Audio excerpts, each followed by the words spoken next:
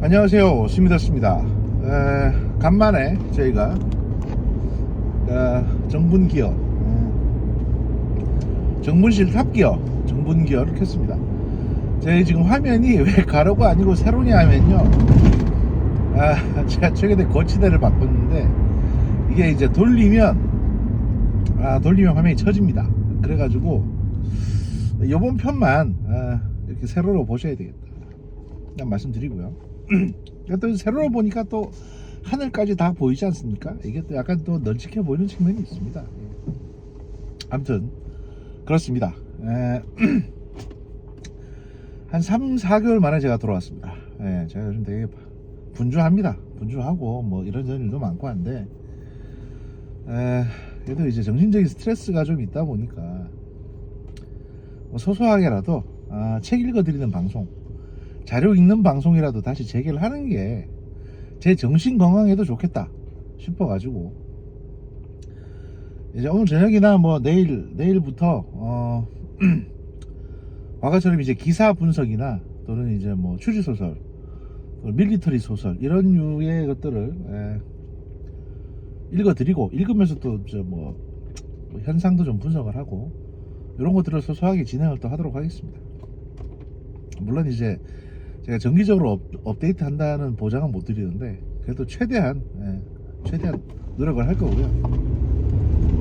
이제 수익 창출을 좀 해야 되지 않나 라는 생각도 들고 해서, 일단 뭐 저 구글 쪽에 신청을 하든 안 하든 간에 어쨌든 달러 계좌를 이제 만들 생각입니다. SC제일은행에 달러 계좌를 만들어 가지고 등록을 해 놔야겠다. 자꾸 니네 저기 뭐냐, 한 100달러쯤 있는데, 쌓여 있는데 이거 받을 계좌 없다, 빨리 등록해라, 자꾸 그래가지고 일단 만들긴 만들어야 될 것 같습니다.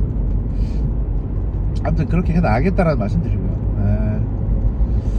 오늘 말씀드릴 거는 약간 좀 소소한 얘기들 몇 가지만 말씀드리고자 합니다. 지금 그 대통령 용산의 지지율이 굉장히 좋지 않습니다. 좋지 않는데, 이건 어떻게 보면 예정된 수순입니다. 왜냐면 이제 안에 계시는 분들이 지금 일을 안 하세요, 거의. 그러니까 기자들을 만나는데, 그분들이 기자들을 만나긴 하는데, 기자들 만나서 뭐 자기 앞으로 정치하고 싶은 얘기만 하시고 대통령을 위해서 일을 안 하시는 것처럼 보입니다. 이게 상당히 가장 큰 문제고요. 일단 홍보 이쪽 라인이 거의 지금 제가 보기에는 마비가 되어 있다시피 해 보이고요. 그다음 비서실장님이나 뭐 정무수석님이나 이런 분들도 마음이 지금 콩밭에가 있는 것 같습니다. 게다가 안보실은 아시다시피 최근에 안보실이 한번 작살이 났죠. 사실은 이제 외교 컨트롤 타워가 일종의 그 용산의 대통령실 안보실인데, 국가안보실인데, 이게 지금 제대로 작동을 못하고 있는 게 아닌가라는 생각이 좀 듭니다.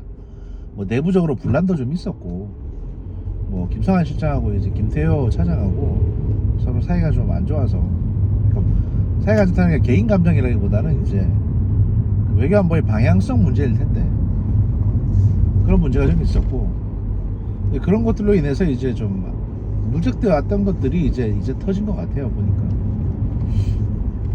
그리고 안보, 일단 저 VIP의 업무 스타일이 뭐 경제면 경제, 안보면 안보, 일단 이제 전문가한테 맡겨놓는 스타일이신데, 이제 그렇게 맡겨놓다 보니까 그 내부에서 벌어지는 일들에 대해서 이제 좀 너무 무관심하신 게 아니냐는 생각이 좀 들거든요.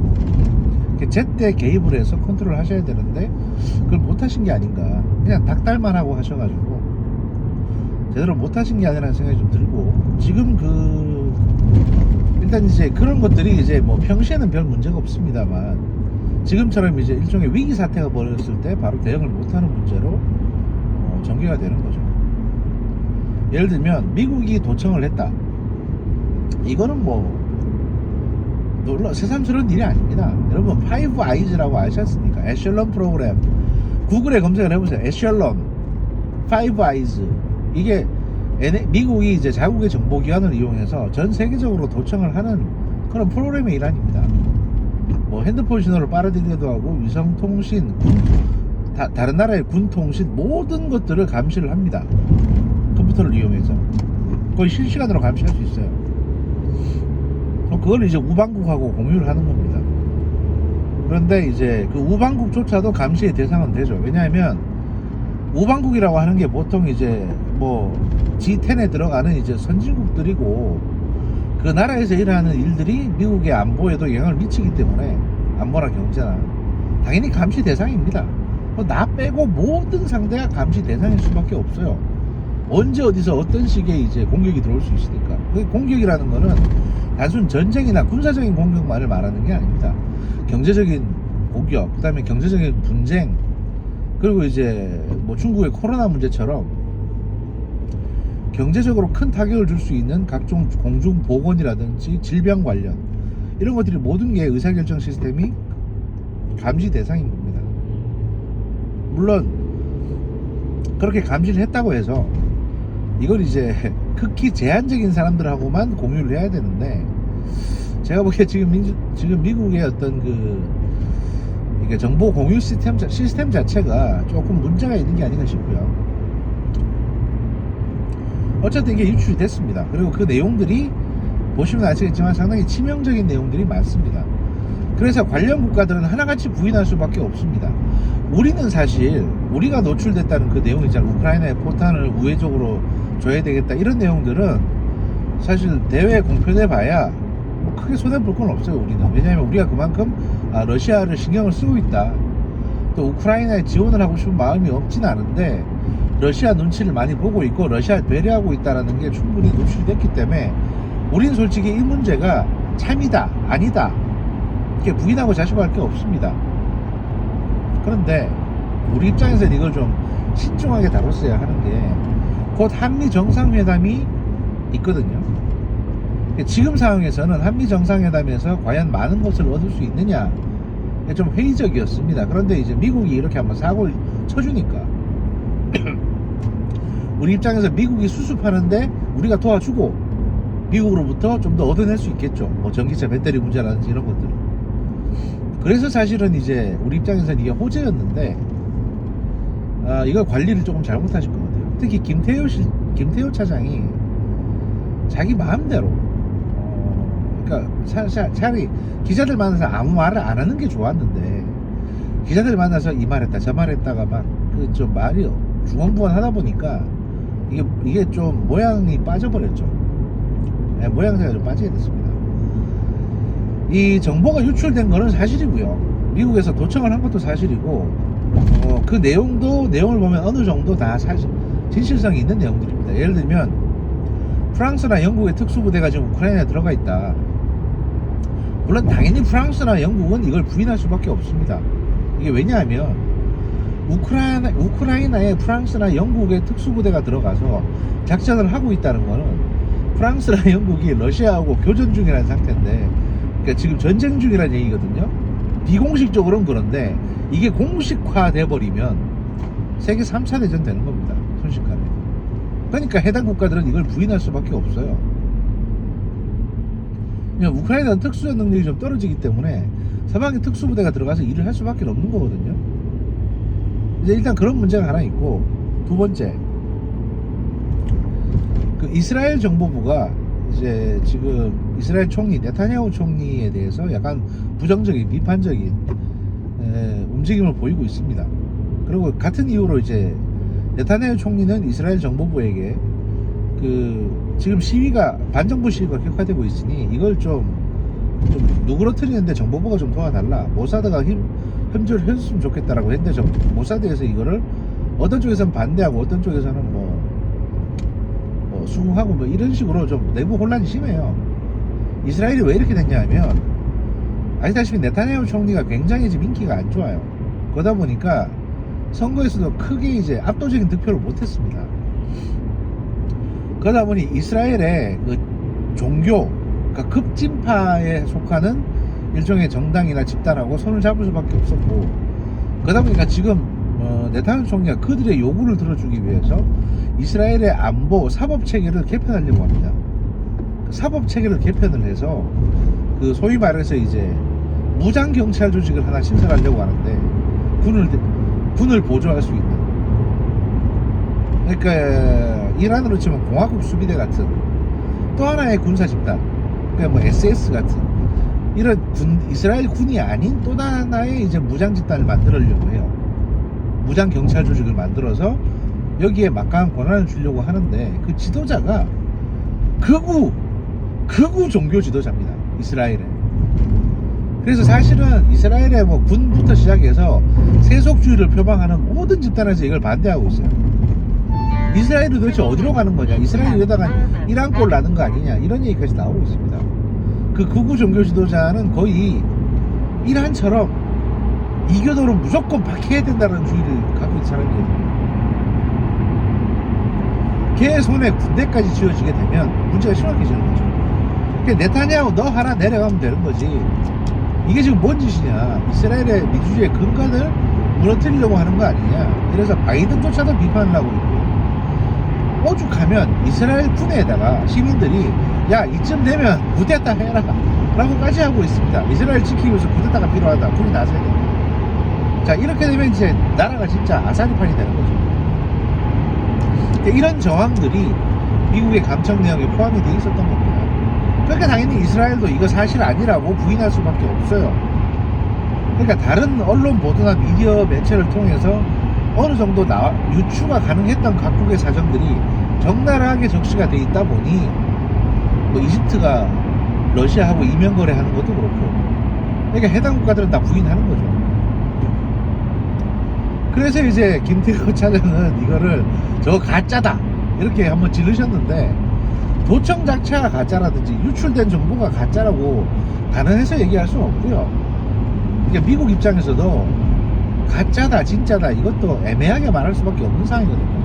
그러니까 미국이 확답을 안 하고 있는데 왜 굳이 한국이 나서서 저랬다가 나중에 외신발 언론을 통해서 뭐 용사는 이걸 제대로 지금 대응하고 있냐, 제대로 모르는 거 아니냐, 뻘쭘해진 거 아니냐, 이런 비판이 나오다 보니 대통령 지지율까지 동반 하락하는 문제가 발생을 하는 겁니다.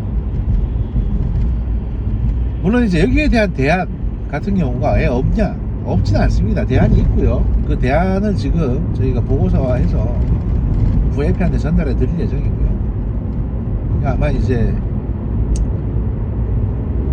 뭐 모든 거는 방법이 없는 건 아닙니다. 저도 비단 주머니 있어요. 그러니까 VIP 옆에 인재들이 많으니까 걱정하지 마시고요. 하여튼 이 문제는 그렇다 정도 말씀드리고, 그다음에 또 한 가지가 뭐가 있냐면 영부인 관련입니다.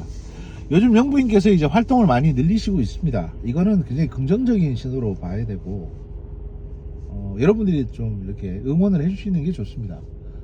왜냐면 저 포함해서 많은 분들께서 영부인이 대외적인 활동을 좀 늘리시는 게 좋겠다라고 조언을 많이 했거든요. 이게 왜 그러냐면, 이제 이전까지만 해도 영부인을 보호하는 차원에서, 그리고 이제 뭐 그런 저런 이유 때문에 영부인을 약간 신비주의 전략으로 감싸왔습니다. 그러더니 이제 저쪽에서 민주당 쪽에서 비난을 더 많이 하게 되고, 대중 입장에선 영부인 관련 정보가 없다 보니 아주 짜잘한 기사라도 있으면 언론사들이 그거를 갖다가 확대해서 이제 막 온갖 추측성 내용을 다 담아가지고 기사화를 합니다. 일종의 이제 클릭수 장사죠. 온라인에서는 그렇게 한번 클릭할 때마다 그게 다 돈이거든요. 그러다 보니 이제 별것도 아닌데 이제 기사화가 되고, 그러다 보니까 또 나댄다 뭐 이런 얘기가 나오고, 이게 아주 일상화되어 있었습니다. 그러다 보니 이제 역발상을 하게 된 거죠. 지금처럼 계속 정보를 조금씩 유통시키고 감추면 저런 것들이 언제든지 반복될 수 있으니까 저러지 말고 차라리 정보의 양을 늘리자. 그래서 영부인 관련 정보를 엄청나게 많이 생산해서 대중의 호기심도 충족해 줘버리면, 그러니까 대중이 배가 부르면 관심이 없어져요. 그럼 대중이 관심이 없어지면 자연히 민주당도 영부인 가지고 공격을 할 일이 적어집니다. 별 효과가 없는데 뭐하러 공격을 하겠어요. 기자들도 더 이상 안 쓰겠죠. 자, 그런 취지에서 이제 영부인 관련해서 이제 노출이 지금 많아지고 대외 활동도 많아지시는 겁니다. 그리고 당연히 뭐 여러 가지 재능을 많이 가지고 계신 분이기 때문에 대외 활동을 많이 하시는 건 맞고, 또 그런 역할들이 많이 있거든요. 하셔야 돼요. 그런 것들도 다 이제 조언을 드려가지고 그 조언에 따라서 지금 하고 계신 거다. 솔직히 말씀드리면 제 이제 방송을 보시면 제가 1년 전부터 그런 얘기, 한 1, 2년 전부터 그런 얘기 좀 했었는데 다 제 말대로 되고 있지 않습니까? 결국엔 이게 참 억울한 게 뭐냐면 한 1년이나 2년 지나서 내 말이 맞다는 게 드러나요. 근데 1년 2년 지났기 때문에 아무도 기억을 못해. 나 이게 너무 답답합니다 진짜. 억울합니다 진짜 내가. 아무튼 그런 거고요.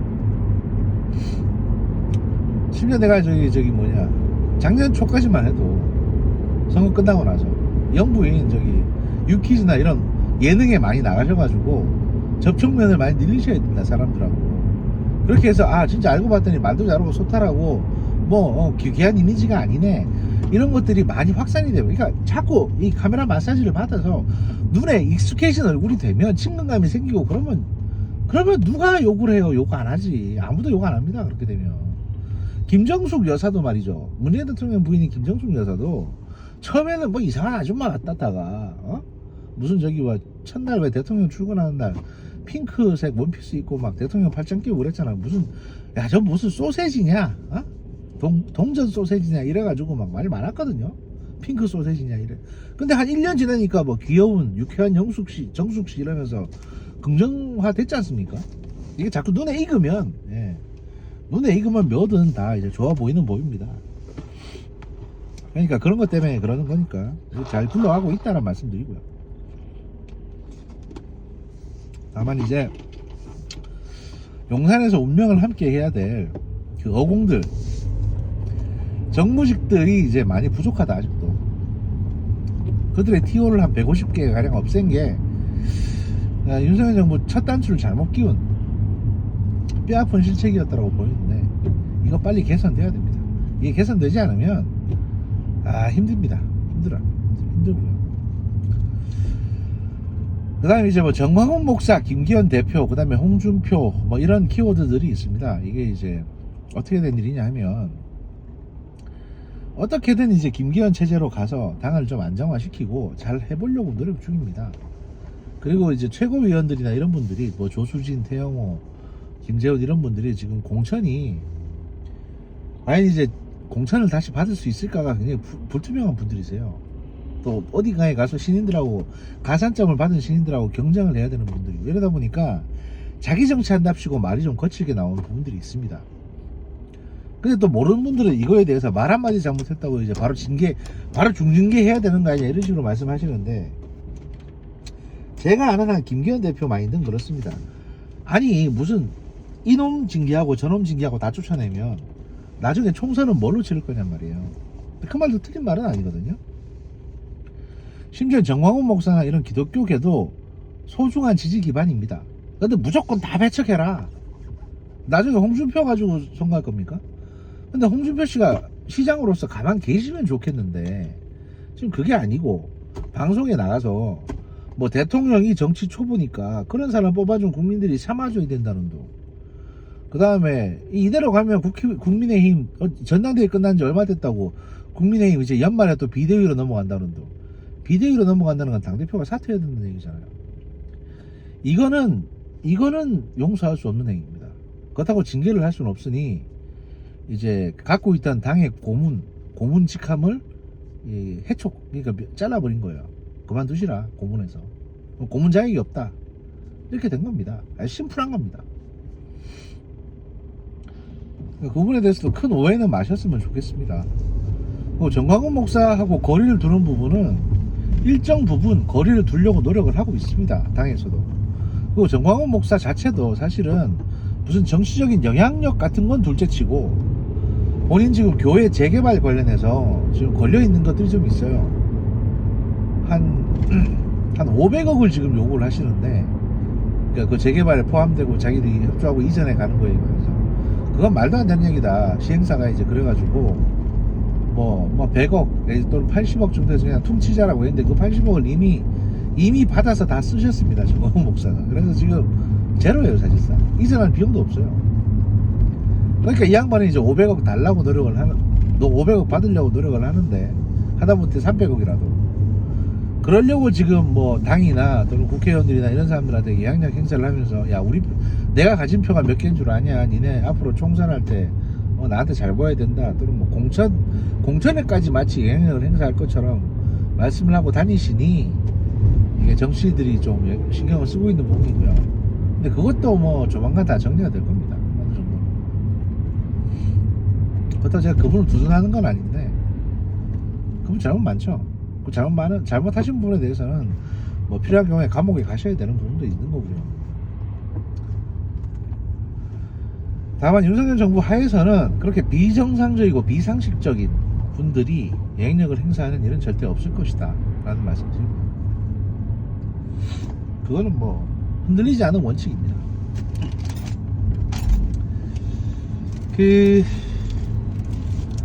그래서 정치 이슈는 이 정도 말씀드렸고 너무 길어지면 또 그러니까 오늘은 여기까지 하고 조만간 또 뵙도록 하겠습니다. 왜 여기서 갑자기 끊냐면 제가 지금 뭐 얘기할 게 있었는데 갑자기 머릿속에 하얘지면서 생각이 안 나고 있습니다. 그래서 조만간 새로운 내용으로 다시 뵙도록 하겠습니다. 감사합니다.